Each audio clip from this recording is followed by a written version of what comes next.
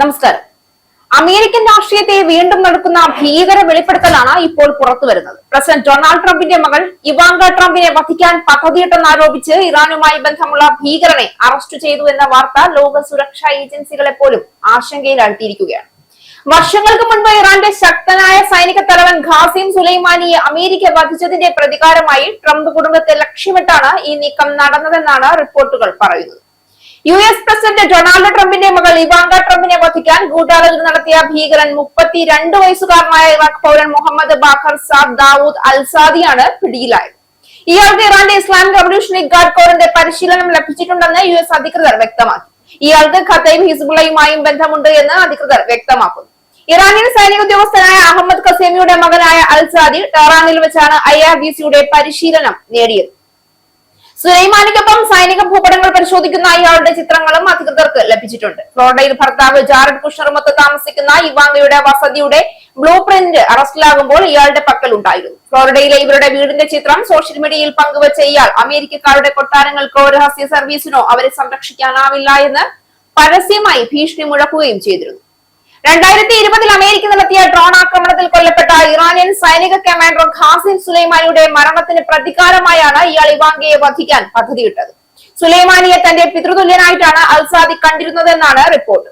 2026 May 15 തുർക്കിയിൽ വെച്ചാണ് അൽസാദി അറസ്റ്റിലായത്. പിന്നീട് ഇയാളെ അമേരിക്കയ്ക്ക് കൈമാറി. നിലവിൽ ബ്ലൂ പ്രിന്റിലെ മെട്രോപൊളിറ്റൻ ഡിറ്റൻഷൻ സെന്ററിലെ ഏകാന്ത തടവിലാണ് ഇയാൾ. അറസ്റ്റ് ചെയ്യപ്പെടുമ്പോൾ ഇറാഖ് പ്രധാനമന്ത്രിയുടെ അനുമതിയോടെ മാത്രം നൽകുന്ന പ്രത്യേക പാസ്പോർട്ടും ഇയാളുടെ പക്കലുണ്ടായിരുന്നു. ഇവാങ്കയെ ലക്ഷ്യം വെച്ചതിന് പുറമെ യൂറോപ്പിലും അമേരിക്കയിലുമായി നടന്ന 18ഓളം ആക്രമണങ്ങളിലും ഗൂഢാലോചനകളിലും ഇയാൾക്ക് പങ്കുണ്ടെന്ന് US നീതിന്യായ വകുപ്പ് ആരോപിക്കുന്നുണ്ട്. ആംസ്റ്റർഡാമിലെ ബാങ്ക് ഓഫ് ന്യൂയോർക്ക് മെലോണിന് നേരെ നടന്ന ആക്രമണം, ലണ്ടനിലെ ജൂതവംശജർക്ക് കുത്തേറ്റ സംഭവം, ടൊറന്റോയിലെ US കോൺസുലേറ്റിന് നേരെയുള്ള വെടിവയ്പ് എന്നിവ ഇതിൽ ഉൾപ്പെടും. ഖാസിം സുലൈമാനിയുടെ വധം പശ്ചിമേഷ്യൻ രാഷ്ട്രീയത്തിന്റെ ദിശ തന്നെ മാറ്റിയ സംഭവമായിരുന്നു. അമേരിക്ക നടത്തിയ ആ ഡ്രോൺ ആക്രമണത്തിന് പിന്നാലെ ഇറാനും അമേരിക്കയും തമ്മിലുള്ള ശത്രുത കൂടുതൽ കടുത്തു. ഇപ്പോൾ പുറത്തുവരുന്ന ഈ ഗൂഢാലോചന വാർത്ത ആ പ്രതികാര രാഷ്ട്രീയം ഇന്നും ജീവനോടെയുണ്ട് എന്ന സൂചനയാണ് നൽകുന്നത്. പ്രത്യേകിച്ച് ഇറാന്റെ റവല്യൂഷണറി ഗാർഡുമായി ബന്ധമുള്ളവരെന്ന് ആരോപിക്കപ്പെടുന്ന സംഘങ്ങൾ അമേരിക്കൻ താൽപര്യങ്ങളെ ലക്ഷ്യമിടുന്നുവെന്ന വിവരം വാഷിംഗ്ടണിനും വലിയ മുന്നറിയിപ്പാണ്. ഇത് ട്രംപ് കുടുംബത്തിന്റെ സുരക്ഷയെക്കുറിച്ചുള്ള ചോദ്യങ്ങൾ മാത്രം ഉയർത്തുന്നില്ല, മറിച്ച് അമേരിക്കയുടെ ആഭ്യന്തര സുരക്ഷാ സംവിധാനങ്ങൾ എത്രത്തോളം സമ്മർദ്ദത്തിലാണ് എന്നതും വ്യക്തമാക്കുകയാണ്. കഴിഞ്ഞ കുറച്ച് വർഷങ്ങളായി ട്രംപിനെതിരെ ഒന്നിലധികം ആക്രമണ ശ്രമങ്ങളും ഭീഷണികളും ഉണ്ടായിട്ടുണ്ട്. ഇപ്പോൾ അദ്ദേഹത്തിന്റെ കുടുംബാംഗങ്ങളെയും ലക്ഷ്യമിടുന്ന സാഹചര്യം രൂപപ്പെടുന്നത് അമേരിക്കൻ രാഷ്ട്രീയത്തെ കൂടുതൽ അസ്ഥിരമാക്കും. അതേസമയം ഈ സംഭവം അമേരിക്ക ഇറാൻ ബന്ധങ്ങളെ വീണ്ടും കടുത്ത സംഘർഷത്തിലേക്ക് നയിക്കാനുള്ള സാധ്യതയും കൂടുതലാണ്. ട്രംപ് വീണ്ടും ശക്തമായ പ്രതികരണവുമായി രംഗത്തെത്താൻ സാധ്യതയുണ്ട് എന്നാണ് വിലയിരുത്തൽ.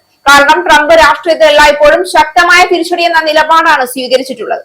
അതുകൊണ്ട് തന്നെ ഈ സംഭവം വെറും സുരക്ഷാ വാർത്തയായി മാത്രം ഒതുങ്ങില്ല, മറിച്ച് അന്താരാഷ്ട്ര രാഷ്ട്രീയത്തിൽ വലിയ പ്രത്യാഘാതങ്ങൾ സൃഷ്ടിക്കാൻ സാധ്യതയുള്ള വിഷയമായി മാറുകയാണ്. ലോകം ഇപ്പോൾ ചോദിക്കുന്നത് ഒരേ ഒരു കാര്യമാണ്: പശ്ചിമേഷ്യയിലെ പഴയ പ്രതികാര രാഷ്ട്രീയം വീണ്ടും പുതിയ രക്തച്ചൊരിച്ചിലേക്ക് നീങ്ങുകയാണ്. കാരണം ഓരോ പുതിയ വെളിപ്പെടുത്തലും വ്യക്തമാക്കുന്നത് യുദ്ധം അവസാനിച്ചിട്ടില്ല, അത് രൂപം മാത്രം മാറിയിരിക്കുകയാണ് എന്നാണ്.